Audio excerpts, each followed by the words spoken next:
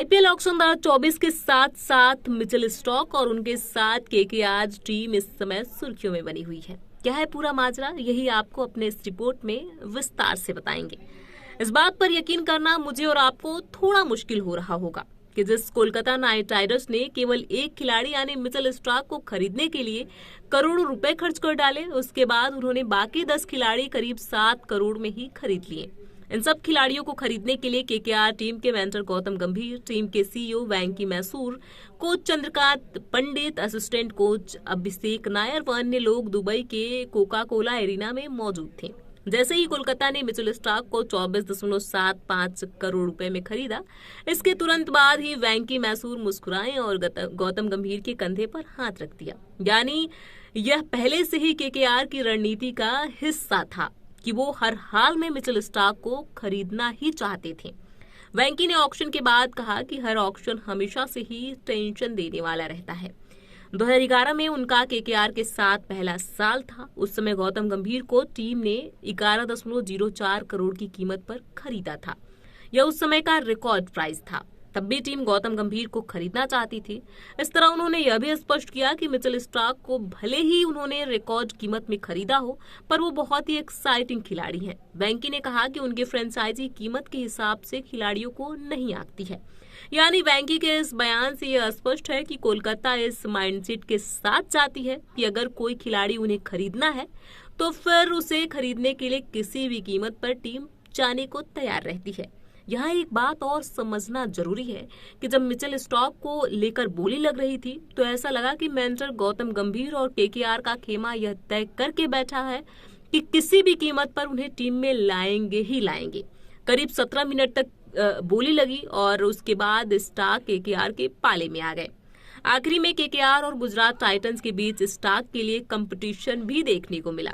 बहरहाल जब स्टार्क को इतने करोड़ों की कीमत पे खरीदा गया तो उन्हें भी नहीं यकीन हुआ। होगा भी कैसे। स्टार्क केवल 2014 और 2015 आईपीएल सीजन में ही रॉयल चैलेंजर्स बेंगलुरु की टीम की तरफ से खेले हैं। आपको बता दें कि आईपीएल ऑक्शन से पहले कोलकाता को एक भारतीय विकेटकीपर के साथ साथ एक अनुभवी तेज गेंदबाज और स्पिन को छोड़कर सभी विभागों के लिए बैकअप चाहिए थे। इस बात में कोई दो राय नहीं है कि मिचेल स्टार्क पर खर्च किए गए 24.75 करोड़ रुपए अब लंबे समय तक सुर्खियों में रहेंगे।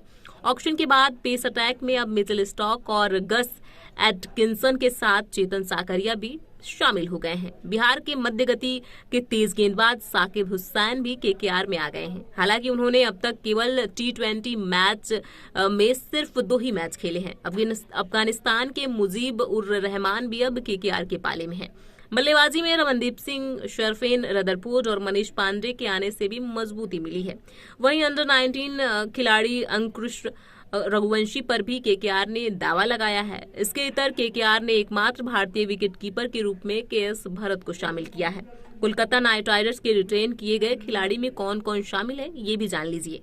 नीतीश राणा, रिंकू सिंह, रमनुल्ला गुरबाज, श्रेयस अय्यर, जेसन रॉय, सुनील नरेन, सुयश शर्मा, अनुकूल रॉय, आंद्रे रसेल, वेंकटेश अय्यर, हर्षित राणा और वैभव अरोड़ा, इनके साथ साथ वरुण चक्रवर्ती भी शामिल हैं। खास बात यह है कि केकेआर ने जहां स्टॉक को रिकॉर्ड आईपीएल कीमत में खरीदा है, उन्हें खरीदने के लिए कुल पर्स के 75.69% खर्च किया है। वहीं केएस भरत, चेतन साकरिया, अंकुश रघुवंशी, श्रीकर भरत, रमनदीप सिंह, शेरफेन रदरफोर्ड, मनीष पांडे, मुजीब उर रहमान, गस एटकिंसन, शाकिब हुसैन को 7 करोड़ 10 लाख रुपए में ही खरीद लिया है। आईपीएल 2024 ऑक्शन में खरीदे गए कोलकाता के खिलाड़ियों में कौन कौन शामिल है ये भी जान लीजिए। केएस भरत जिन्हें 50 लाख रुपए में खरीदा गया है, चेतन साकरिया जिन्हें 50 लाख रुपए में, मिचेल स्टार्क इन्हें कौन भूल सकता है 24.75 करोड़ रुपए में खरीदे गए हैं, अंकुश रघुवंशी 20 लाख रुपए, श्रीकर भरत 50 लाख रुपए, रमनदीप सिंह 20 लाख रुपए, शेरफेन रदरफोर्ड 1.5 करोड़, मनीष पांडे 50 लाख रुपए, मुजीब उर रहमान 2 करोड़ रुपए, गस एटकिंसन 1 करोड़ रुपए और शाकिब हुसैन 20 लाख रुपए। ऐसे में आपको क्या लगता है कि केकेआर का ये डिसीजन कैसा रहा, वो तो आने वाला समय बताएगा। लेकिन आप क्या सोचते हैं कि मिचेल स्टार्क को इतना महंगा खरीदना और फिर सारे खिलाड़ियों को बड़े ही कम पैसे में खरीद लेना, केकेआर का ये स्ट्रैटेजी क्या है, क्या सोच रहा है केकेआर? हमें कमेंट बॉक्स में लिख के जरूर बताएं। देश और दुनिया की ऐसी तमाम खबरों से जुड़े रहने के लिए देखते रहिए इंडिया न्यूज।